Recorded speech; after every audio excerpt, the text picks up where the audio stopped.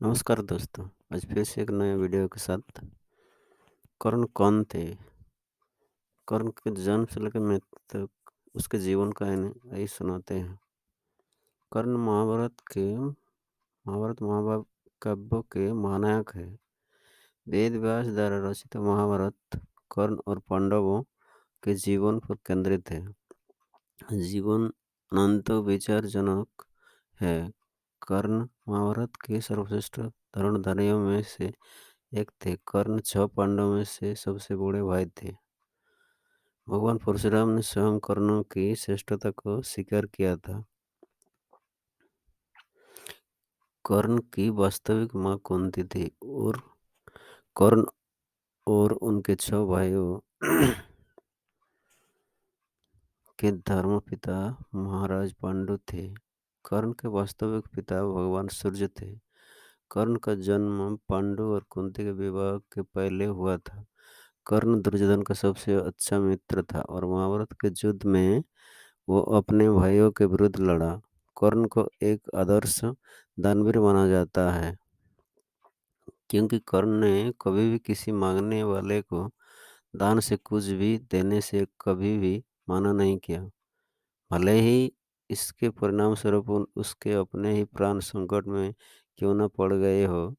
इसी से जुड़ा एक वाक्य महाभारत में है, जब अर्जुन के पिता भगवान इंद्र से कर्ण से उसके कुंडल और दिव्य कवच मांगे और उन कर्ण ने दे दिया। कर्ण की छवि आज भी भारतीय जनमानस में ऐसे महायोद्धा की है जो जीवन भर प्रतिकूल परिस्थितियों से लड़ता रहा। बहुत से लोगों का यह भी मानना है कि कर्ण को कभी भी यह सब नहीं मिला जिसका यह वास्तविक रूप से अधिकारी था। तर्कसंगत रूप से कहा जाए तो हस्तिनापुर के सिंहासन का वास्तविक अधिकारी कर्ण ही था, क्योंकि यह गुरु राज परिवार से ही था और युधिष्ठिर और दुर्योधन से ज्येष्ठ था। लेकिन उसकी वास्तविक पहचान उसके मृत्यु तक अज्ञात ही रही। कर्ण को एक दानवीर और महान योद्धा माना जाता है। उन्हें दानवीर और महाराज अंगराज कर्ण भी कहा जाता है। कर्ण का जन्म कुंती को मिले एक वरदान स्वरूप हुआ था। जब वो कुंवारी थी तब एक बार दुर्वासा ऋषि उनके पिता के महल में पधारे। तब कुंती ने पूरे 1 वर्ष तक ऋषि की बहुत अच्छे से सेवा की। कुंती के सेवा भाव से प्रसन्न होकर उन्होंने अपने दिव्य दृष्टि से ये देख लिया कि पांडु से उसे संतान नहीं हो सकती और उसे ये वरदान दिया कि यह किसी भी देवता का शरण करके उनसे संतान उत्पन्न कर सकती है। एक दिन उत्सुकतावश कुंवारेपन में ही कुंती ने सूर्यदेव का ध्यान किया। इससे सूर्यदेव प्रकट हुए और उसकी नाभि को छूकर उसके गर्भ में प्रवेश किया और अपने पुत्र को वहां मंत्रों द्वारा स्थापित किया। कलाकार में कालांतर में कुंती के गर्भ से बालक उत्पन्न हुआ जो तेज से सूर्य के ही समान था और वो कवच और कुंडल लेकर उत्पन्न हुआ जो जन्म से ही उसके शरीर से चिपके हुए थे। चूंकि यो अभी भी अविवाहित थी, इसलिए लोक लाज के डर से उसने उस पुत्र को एक बक्स में रखकर गंगा जी में बहा दिया। कर्ण गंगा जी में बहता हुआ जा रहा था कि महाराज भीष्म के सारथी अधिरथ और उनकी पत्नी राधा ने उसे देखा और उसे गोद ले लिया और उसका लालन पालन करने लगे।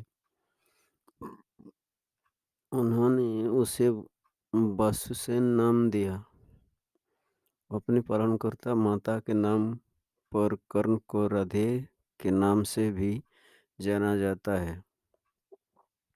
अपने जन्म के रहस्योद्घाटन होने और का राजा बनाए जाने के पश्चात भी कर्ण ने सदैव उन्हीं को अपना माता-पिता माना और अपनी मृत्यु तक सभी पुत्र धर्मों को निभाया। अंग का राजा बनाए जाने के पश्चात कर्ण का एक नाम अंगराज भी हुआ। युवावस्था से ही कर्ण की रुचि अपने पिता भरत के समान रथ चलाने की बजाय युद्ध कला में अधिक थी। कर्ण और उसके पिता अधिरथ आचार्य द्रोण से मिले, जो उस समय युद्ध कला के सर्वश्रेष्ठ आचार्यों में से एक थे। द्रोणाचार्य उस समय गुरु राजकुमारों को शिक्षा दिया करते थे। उन्होंने कर्ण को भी शिक्षा दी। अर्जुन से श्रेष्ठ बनने के लिए ही कर्ण ने अनुचित तरीके से ब्रह्मोशीर अस्त्र की मांग की, किंतु द्रोण ने कर्ण की मंशा जानकर उसे फटकार लगाते हुए ब्रह्मर्षि अस्त्रों का ज्ञान देने से मना कर दिया। फिर कर्ण गुरु द्रोण को भला बुरा सुनाकर परशुराम से ब्रह्मशिर अस्त्र का ज्ञान प्राप्त करने चला गया। कर्ण से परशुराम से संपर्क किया, जो कि केवल ब्राह्मणों वर्णों को ही शिक्षा दिया करते थे, क्योंकि उनकी प्रतिज्ञा थी वो सिर्फ वेदों को ज्ञाता को ही शिक्षा देंगे। कर्ण ने स्वयं को ब्राह्मण वर्ण बताकर परशुराम से शिक्षा का आग्रह किया। परशुराम ने कर्ण का आग्रह स्वीकार किया और कर्ण को अपने समान ही शुद्ध कला और धनुर्विद्या में निष्णात किया। इस प्रकार कर्ण परशुराम का एक अत्यंत परिश्रमी और निपुण शिष्य बना। कर्ण को उसके गुरु परशुराम और पृथ्वी माता से श्राप मिला था। उसके अतिरिक्त भी कर्ण को बहुत से श्राप मिले थे। कर्ण की शिक्षा अपने अंतिम चरण पर थी। एक दोपहर की बात है, गुरु परशुराम कर्ण की जंग पर सिर रखकर विश्राम कर रहे थे। कुछ देर बाद कहीं से एक बिच्छू आया और उसकी दूसरी जांघ पर काट कर घाव बनाने लगा। गुरु का विश्राम भंग न हो इसलिए कर्ण बिच्छू को दूर न हटाकर उसके डंक को सहता रहा। कुछ देर में गुरुजी की निद्रा टूटी और उन्होंने देखा कि कर्ण की जांघ से बहुत रक्त बह रहा है। उन्होंने कहा कि केवल किसी क्षत्रिय में ही इतनी सहनशीलता हो सकती है कि यो बिच्छू डंक को सह ले, ना कि किसी ब्राह्मण में। और परशुराम जी ने उसे मिथ्या भाषण के कारण श्राप दिया कि जब भी कर्ण को उसकी दी हुई शिक्षा की सर्वाधिक आवश्यकता होगी, उस दिन वह उसके काम नहीं आएंगे। कर्ण, जो कि स्वयं वो नहीं जानता था कि वो किस वंश से है, ने अपने गुरु से क्षमा मांगी और कहा कि उसके स्थान पर आदि कोई और शिष्य भी होता तो वो भी वही करता। यद्यपि कर्ण को क्रोधवश श्राप देने पर उन्हें ग्लानि हुई, पर ये अपना श्राप वापस नहीं ले सकते थे। तब उन्होंने कर्ण को अपना विजय नामक धनुष प्रदान किया और उसे ये आशीर्वाद दिया कि उसे वह वस्तु मिलेगी जिसे वह सर्वाधिक चाहता है, अमित प्रसिद्धि। कुछ लोक कथाओं में माना जाता है कि बिच्छू के रूप में स्वयं इंद्र थे, जो उसके वास्तविक क्षत्रिय पहचान को उजागर करना चाहते थे। परशुराम जी के आश्रम से जाने के पश्चात कर्ण कुछ समय तक भटकता रहा। इस दौरान वो शब्द भेदी विद्या सीख रहा था। अभ्यास के दौरान उसने एक गाय के बछड़े को कोई वनीय पशु समझ लिया और उस पर शब्द भेदी बाण चला दिया और बछड़ा मारा गया। तब उस गाय के स्वामी ब्राह्मण ने कर्ण को श्राप दिया कि जिस प्रकार उसने एक असहाय पशु को मारा है, ऐसे ही एक दिन वो भी मारा जाएगा, जब वो सबसे अधिक सहाय असहाय होगा, और जब उसका सारा ध्यान अपने शत्रु से कहीं अलग किसी और काम पर होगा। अंध्र की लोक कथाओं के अनुसार एक बार कर्ण किसी जा रहा था। तब रास्ते में उसे एक कन्या मिली जो अपने घड़े से घी के बिखर जाने के कारण रो रही थी। जब कर्ण ने उसके संतोष का कारण जानना चाहा तो उसने बताया कि उसे भय है कि उसकी सौतेली माँ उसकी इस असावधानी पर रुष्ट होंगी। कृपाल कर्ण ने तब उससे कहा कि वो उसे नया घी ला कर देगा। तब कन्या ने आग्रह किया कि उसे वही मिट्टी में मिला हुआ घी ही चाहिए और उसने नया घी लेने से मना कर दिया। तब कन्या पर दया करते हुए कर्ण ने घी युक्त मिट्टी को अपनी मिट्टी में लिया और निचोड़ने लगा ताकि मिट्टी से घी निचोड़कर घड़े में गिर गए जाए। इस प्रक्रिया के दौरान अपने अपने हाथ से एक महिला की पीड़ायुक्त ध्वनि सुनी। जब उसने अपनी मुट्ठी खोली तो धरती माता को पाया। पीड़ा से क्रोधित धरती माता ने कर्ण की आलोचना की और कहा कि उसने एक बच्ची के घी के लिए उन्हें इतनी पीड़ा दी। और तब धरती माता ने कर्ण को श्राप दिया कि एक दिन उसने जीवन के किसी निर्णायक युद्ध में वह भी उसके रथ के पहियों को ऐसे ही पकड़ लेंगे जैसे उसने उन्हें अपनी मिट्टी में पकड़ा है, जिससे वो उस युद्ध में अपने शत्रु के नाम से असुरक्षित हो जाएगा। इस प्रकार कर्ण को 3 पृथक अवसरों पर 3 श्राप मिले।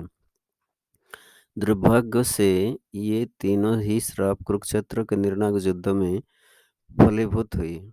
जब यह युद्ध में अस्त्र-विहीन, रथ-विहीन और असहाय हो गया था, विभिन्न श्राप प्रभावित करे। 2 ब्रह्मास्त्र का टकराना। यदि एक ब्रह्मास्त्र भी शत्रु के खेमे पर छोड़ा जाए तो न केवल वो उस खेमे को नष्ट करता है, बल्कि उस पूरे क्षेत्र में 12 से भी अधिक वर्षों तक अकाल पड़ा है। और यदि 2 ब्रह्मास्त्र आपस में टकरा दिए जाए तो मानो प्रलय ही हो जाता है।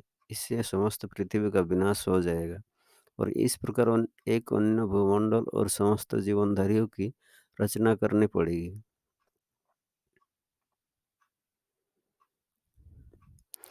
महाभारत के युद्ध में 2 ब्रह्मास्त्र के टकराने की स्थिति तब आई जब ऋषि वेद व्यास जी के आश्रम में अश्वत्थामा और अर्जुन ने अपने अपने ब्रह्मास्त्र चला दिए। तब वेद व्यास जी ने उस टकराव को टाला और अपने अपने ब्रह्मास्त्र को लौटा लेने को कहा। अर्जुन को तो ब्रह्मास्त्र लौटाना आता था, लेकिन अश्वत्थामा ये नहीं जानता था और तब उस ब्रह्मास्त्र के कारण परीक्षित उत्तरा के गर्भ से पृथु पैदा हुआ। लेकिन कर्ण गुरु परशुराम के श्राप के कारण ब्रह्मास्त्र चलाना भूल गया था।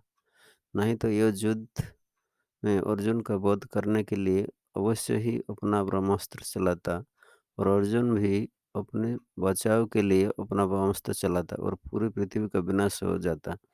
इस प्रकार गुरु परशुराम ने कर्ण को श्राप देकर पृथ्वी का विनाश टाल दिया। धरती माता श्राप यह था कि कर्ण के जीवन के सबसे निर्णायक युद्ध में धरती उसके रथ के पहिया को पकड़ लेगी। उस दिन के युद्ध के कर्ण ने अलग अलग रथों का उपयोग किया, लेकिन हर बार उसके रथ का पहिया धरती में धंस जाता। इसलिए विभिन्न रथों का प्रयोग करके भी कर्ण धरती माता के श्राप से नहीं बच सकता था, अन्यथा यह उस निर्णायक युद्ध में अर्जुन पर भारी पड़ता। गुरु गुरु द्रोणाचार्य ने अपने शिष्य की शिक्षा पूरी होने पर हस्तिनापुर में एक रंगभूमि का आयोजन करवाया। रंगभूमि में अर्जुन विशेष धनुर्विद्या युक्त शिष्य प्रमाणित हुआ।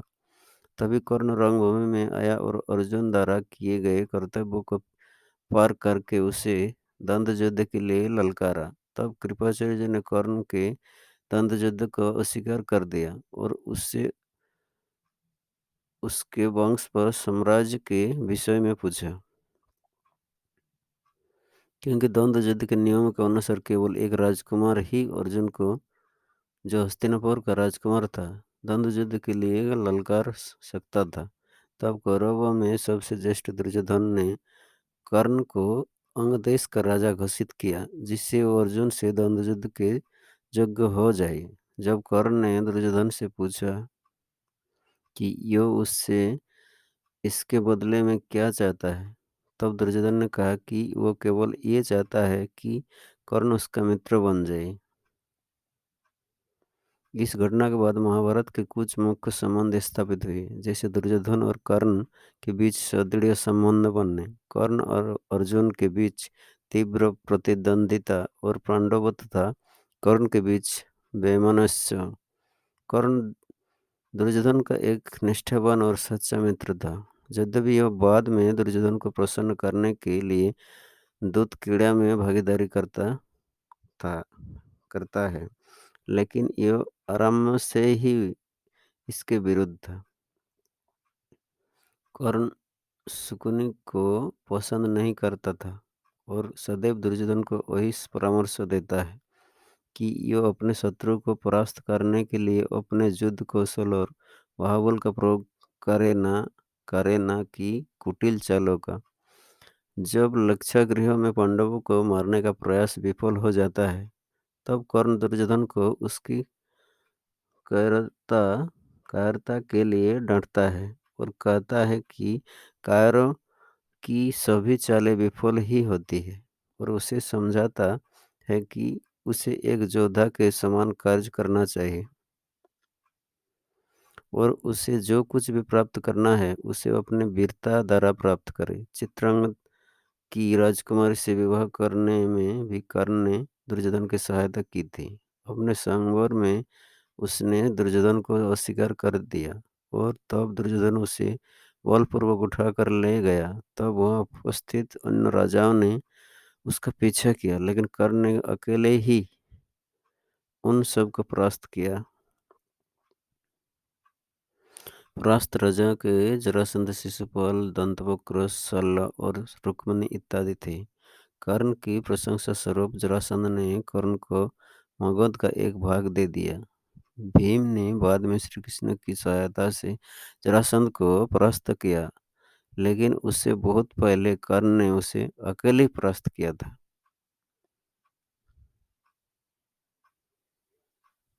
कर्ण ही कर्ण ही ने जरासंध की इस दुर्बलता को उजागर किया था कि उसकी मृत्यु केवल उसके धड़ को पैरों से चीरकर दो टुकड़ों में बांट कर हो सकती है। भीम द्वारा जरासंध को बार बार धड़ से अलग करने पर भी शरीर जुड़ जा रहा था।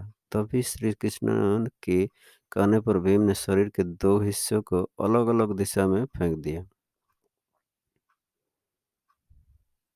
अंगराज बनने के पश्चात कर्ण ने ये घोषणा की, दिन के समय जब वो सूर्यदेव की पूजा करता है, उस समय यदि कोई उससे कुछ भी मांगेगा तो वो मना नहीं करेगा और मांगने वाला कभी खाली हाथ नहीं लौटेगा।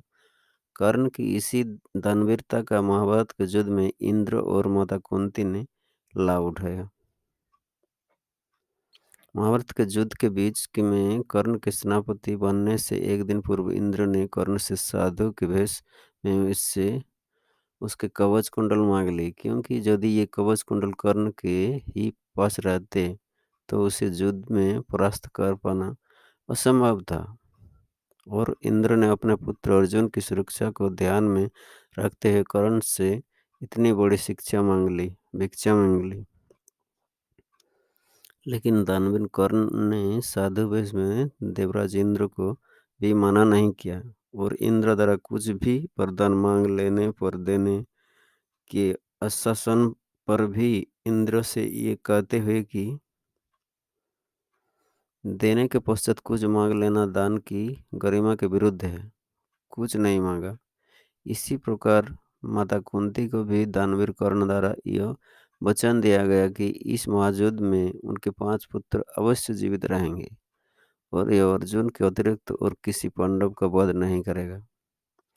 और उसने वही किया। कर्ण ने अर्जुन के वध के लिए देवराज इंद्र से इंद्रास्त्र भी मांगा था। दुर्योधन शकुनी दुशासन की दृष्ट योजना से खुद को बचाने के बाद पांडव गुप्त रूप से वरनावत से चले गए। फिर भी छिपते हुए पांडवों ने खुद को ब्राह्मणों के रूप में प्रच्छन्न किया और पंचाल राजकुमार द्रौपदी से स्वयंवर में भाग लिया। सभी महान राजाओं और अन्य कौरव राजकुमारों में से केवल अर्जुन और कर्ण ही स्थापित चुनौती देने का सक्षम थे। परीक्षण केवल उसके प्रतिबिंब को देखकर एक सुनहरी मछली की आंख को छेदने के लिए पिनाकिन को उठाया, स्ट्रिंग करने और आग लगाने के लिए है। द्रुपद ने इस परीक्षा को अर्जुन को ध्यान में रखकर बनाया था। कोई भी राजा धनुष को हिला नहीं सके, लेकिन कर्ण ने धनुष को आसानी से उठा लिया। परंतु द्रौपदी द्वारा कर्ण को सुपुत्र कहकर कहा कि ये सुतपुत्र है, अतः यह कर्ण को विवाह का योग्य नहीं मानती। इसके पश्चात अर्जुन आगे आए और सिर्फ एक हाथ से धनुष उठाया और निशाना मारा, इसलिए उन्होंने द्रौपदी को जीत लिया। कर्ण कभी भी शकुनि के पांडवों को छल कपट से हराने की योजना से सहमत नहीं था। यह सदैव युद्ध के पक्ष में था और सदैव ही दुर्योधन से युद्ध का ही मार्ग चुनने का आग्रह करता। यद्यपि यह दुर्योधन को प्रसन्न करने के लिए दूतक्रीड़ा के खेल में सम्मिलित हुआ, जो बाद में कुख्यात द्रौपदी चीरहरण की घटना में फलीभूत हुई।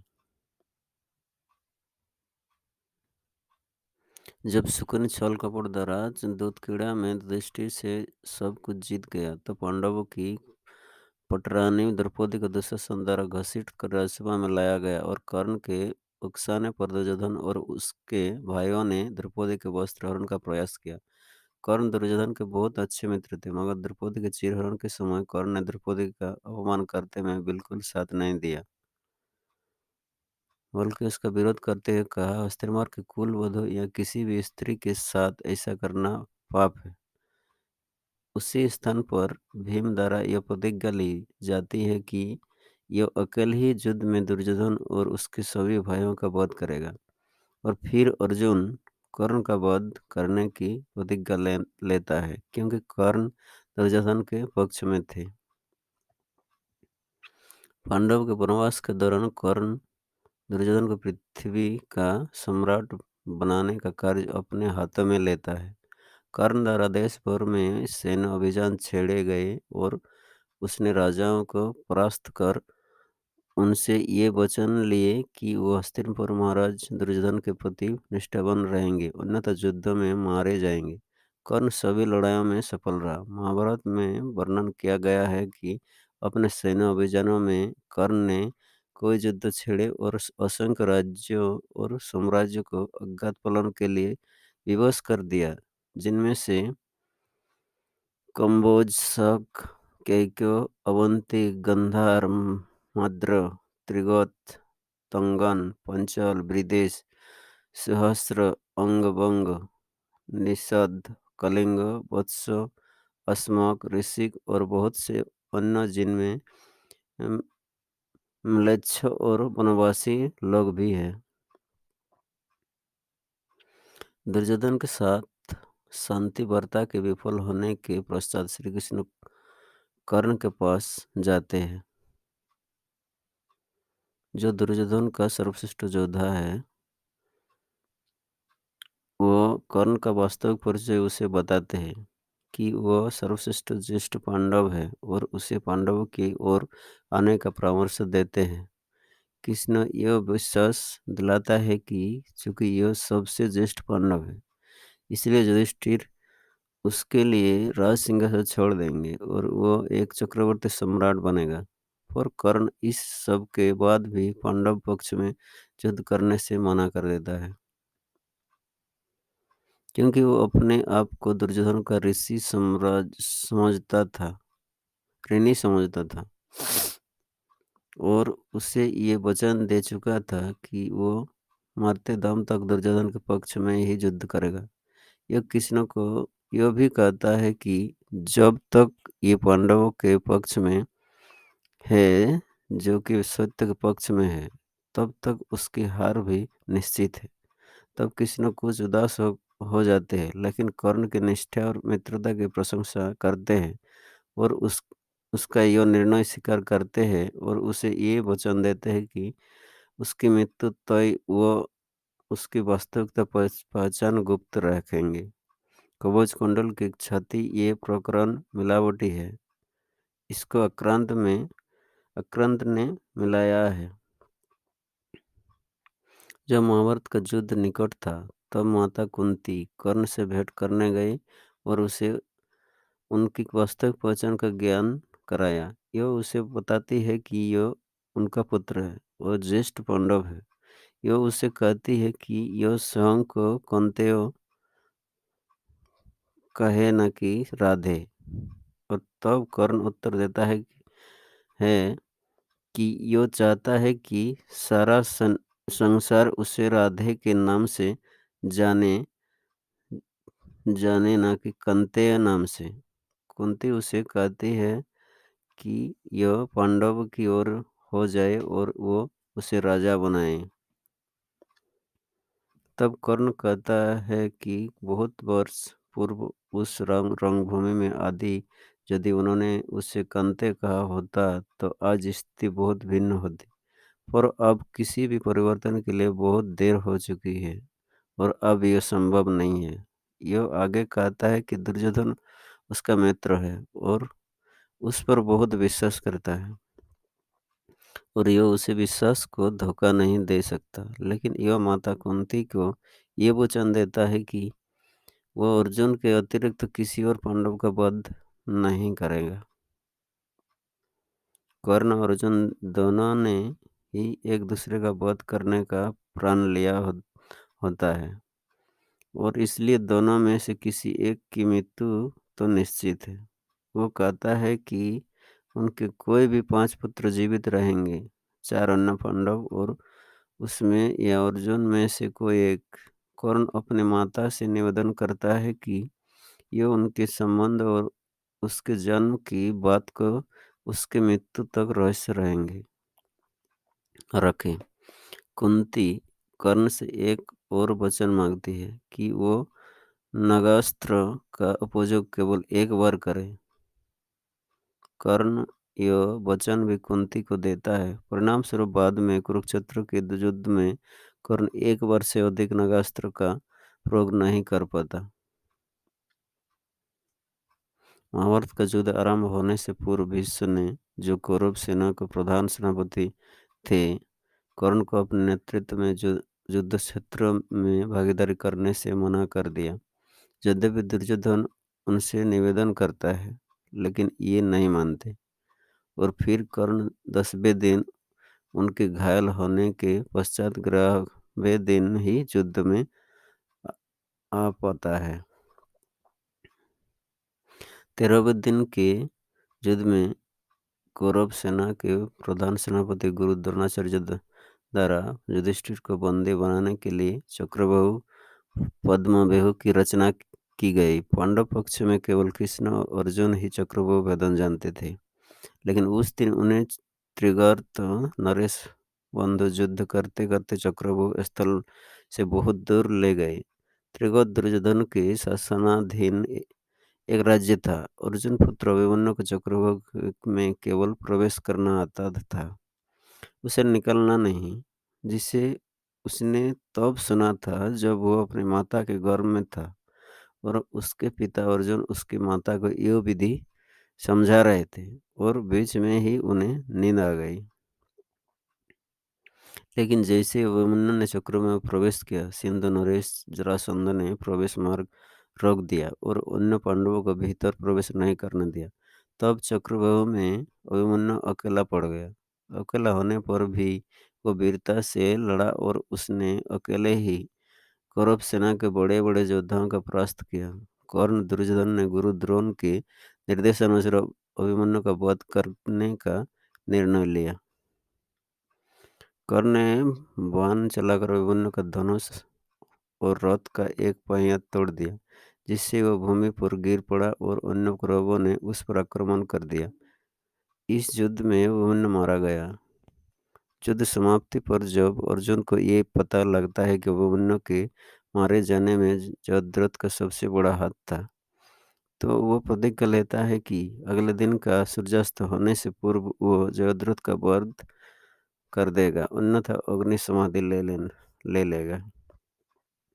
14वें दिन का युद्ध विलक्षण रूप से सूर्यास्त के बाद तक चलाता रहा और भीमपुत्र घटोत्कच जो अर्ध असुर था, कौरव सेनाओं का बड़े पैमाने पर संहार करता रहा। आमतौर पर असुर रात्रि के समय बहुत अधिक शक्तिशाली हो जाते हैं। दुर्योधन और कर्ण ने वीरता से उसका सामना किया और उससे युद्ध किया। अत्यंत जब यो लगने लगा कि उसी रात घटोत्कच सारी कौरव सेना का संहार कर देता, तो दुर्योधन ने कर्ण से ये निवेदन किया कि यो किसी भी प्रकार से इस समस्या का छुटकारा दिलाए। कर्ण को विवश होकर शक्ति अस्त्र घटोत्कच पर चलाना पड़ा। यह अस्त्र देवराज इंद्र द्वारा कर्ण को उसकी दानपरायणता के सम्मान स्वरूप दिया गया था। जब कर्ण ने अपने कवच कुंडल इंद्र को दान दे दिए थे, लेकिन कर्ण इस अस्त्र का प्रयोग केवल एक बार कर सकता था, जिसके बाद वो अस्त्र इंद्र के पास लौट जाएगा। इस प्रकार शक्ति अस्त्र का प्रयोग घटोत्कच पर करने के बाद वो इसे बाद में अर्जुन पर ना कर सका। इस दिन कर्ण का युद्ध भीम से हुआ था। भीम ने कर्ण को मल्लयुद्ध चुनौती दी और भीम ने कर्ण को हराया। फिर दोनों में दूसरा युद्ध हुआ, जिसमें भीम की हार हुई और कर्ण कूच करता उससे पहले ही अर्जुन वहां आ गया। तब कर्ण का अर्जुन से सामना हुआ। तब भगवान कृष्ण अर्जुन को कर्ण के वैष्णवास्त्र से बचा लेते हैं और इस युद्ध का कोई परिणाम नहीं निकलता। इस दिन महाभारत का सबसे खतरनाक युद्ध हुआ, जिसने कर्ण की मृत्यु हुई थी। 17वें दिन युद्ध में कर्ण और अर्जुन में महाभीषण युद्ध हुआ था और इस युद्ध में कर्ण और अर्जुन दोनों ही एक दूसरे पर महाअस्त्रों का प्रयोग कर रहे थे कि तभी कर्ण के रथ का पहिया जमीन में धंस गया और कर्ण उसे नहीं निकाल पा रहा था। तो उसने जमीन से ही युद्ध शुरू रखा और अर्जुन को हराने की कर्ण असमर्थ था और आखिर में अर्जुन ने अजलिक का अस्त्र से कर्ण की छाती में मारकर उनका वध किया। युद्ध समाप्ति के पश्चात मृतक लोगों के लिए असंतुष्टि संस्कार किए जा रहे हैं। तब माता कुंती ने अपने पुत्रों से निवेदन किया कि ये कर्ण के लिए भी सारे मृतक संस्कारों को करें। जब उन्होंने योग कहकर इसका विरोध किया कि कर्ण एक सुतपुत्र है, तब कुंती ने कर्ण के जन्म का रहस्य खोला। तब सभी पांडव भाइयों के भातृहत्या के पाप के कारण झटका लगा है।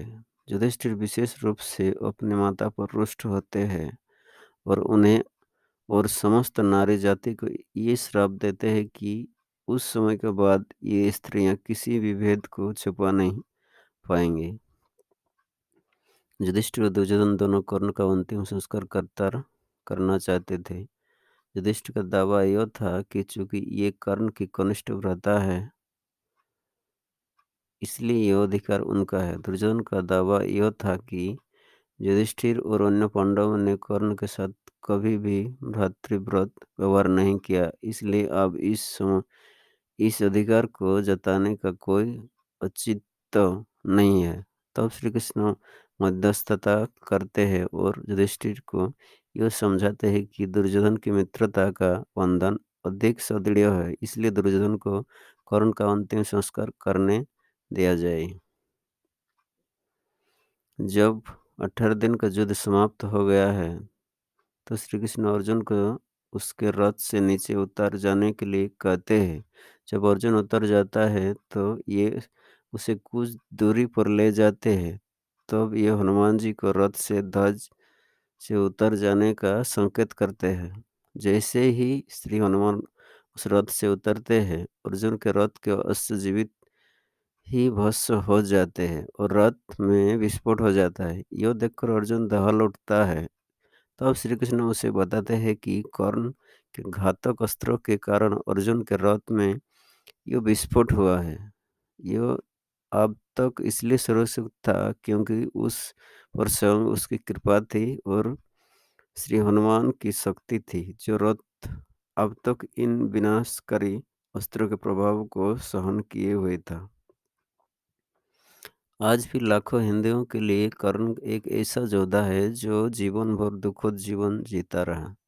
उसे एक महान योद्धा माना जाता है, जो साहसिक अतबल युक्त एक ऐसा मानव था जो अपने जीवन के प्रतिकूल स्थितियों से जूझता रहा। विशेष रूप से कर्ण अपनी दानप्रियता के लिए प्रसिद्ध है। यह इस बात का उदाहरण भी है कि किस प्रकार अनुचित निर्णय किसी व्यक्ति के श्रेष्ठ व्यक्तित्व और उत्तम गुणों के रहते हुए किसी काम के नहीं होते।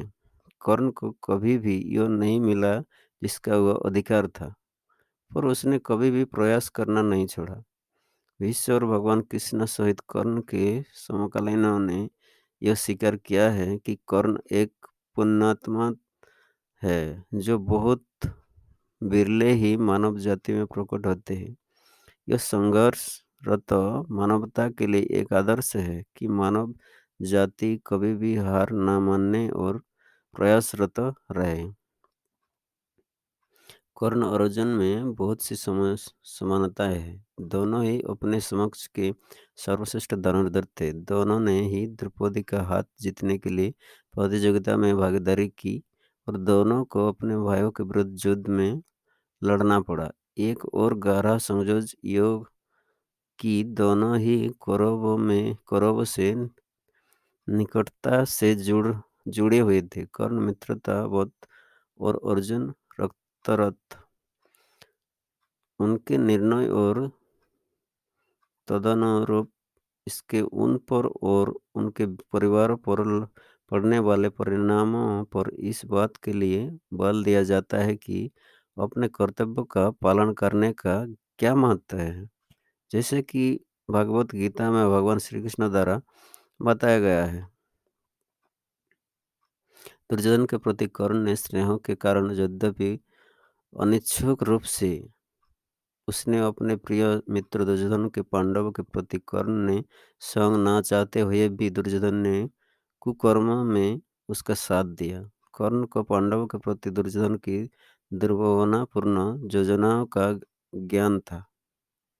उसे यह भी ज्ञान था कि असत के लिए सत से टकराने का कारण उसका पतन भी निश्चित है। जबकि कुछ लोगों का यह मानना है कि कुरु राजसभा में द्रौपदी के लिए वेश्या शब्द का उपयोग करके कर्ण ने अपने नाम पर स्वयं कालिक पोत ली थी। फिर भी अभिमन्यु के मारे जाने में कर्ण की भूमिका और एक योद्धा से अनेक योद्धा के लिए लड़ने के कारण उसके एक महायोद्धा होने की छवि को कहीं अधिक क्षति पहुंची और फिर उसी युद्ध में उनकी भी वही गति हुई। महाभारत की कुछ व्याख्याओं के अनुसार वही युवा कृत्य था जिसने भले प्रकार से ये प्रमाणित कर दिया कि कर्ण युद्ध में अधर्म के पक्ष में लड़ रहा है और इस कृत्य के कारण उसके इस दुर्भाग्य का भी निर्धारण हो गया कि यो भी अर्जुन द्वारा इसी प्रकार मारा जाएगा। जब यह शस्त्रास्त्र कर्ण को आखिर में अर्जुन ने मार डाला। कर्ण और अर्जुन के पिछले जन्म की कथा का वर्णन पद्म पुराण में आता है कि एक बार भगवान ब्रह्मा और महादेव के बीच युद्ध होता है। महादेव ब्रह्मा जी के पांचवें सर को काट देते हैं। क्रोधित ब्रह्मदेव के शरीर से पसीना निकलता है और उस पसीने से एक वीर योद्धा उत्पन्न होता है जो सेद से जन्मा, इसलिए सदेज के नाम से जाना जाता है। सदेश के पिता ब्रह्मा जी ने आदेश से महादेव से युद्ध करने जाता है। महादेव भगवान विष्णु के पास क्रोधित ब्रह्मा द्वारा जन्म लेने वाले सदैव का कुछ उपाय बताने को कहते हैं। भगवान विष्णु अपने रक्त से एक वीर को जन्म देते हैं। रक्त से जन्मा इसलिए उसे रक्तज के नाम से जाना जाता है। सदैव 10,000 कवच के साथ जन्मा था और 10,000 हाथ और 500 धनुष के साथ। भगवान ब्रह्मा जी भी विष्णु से ही उत्पन्न हुए थे, इसलिए सदेज भी भगवान विष्णु का ही अंश था। सदैव और रक्तज में भयंकर युद्ध होता। सदेज रक्तज नस 998 हाथ काट देता है और 500 धनुष तोड़ देता है। वही रक्तज सदैव 999 कवच तोड़ देता है। रक्तज बस हराने ही वाला होता है कि भगवान विष्णु समझ जाते हैं कि रक्तज सदैव से हार जाएगा, इसलिए ये उस युद्ध को शांत करवाते हैं। सदैव दानवीरता दिखाते हुए रक्तज को जीवन दान देता। भगवान विष्णु सदैव की जवाबदेही सूर्यनारायण को सौंपते हैं और रक्तज की इंद्रदेव को। यह इंद्रदेव को वचन देते हैं कि अगले जन्म में रक्तज अपने प्रतिद्वंदी सदैव का वध अवश्य करेगा। द्वापर युग के रक्तज अर्जुन और सदैव कर्ण के रूप में जन्म लेते हैं और अर्जुन अपने सबसे महान प्रतिद्वंदी कर्ण की युद्ध के नियम के विरुद्ध हत्या करते हैं।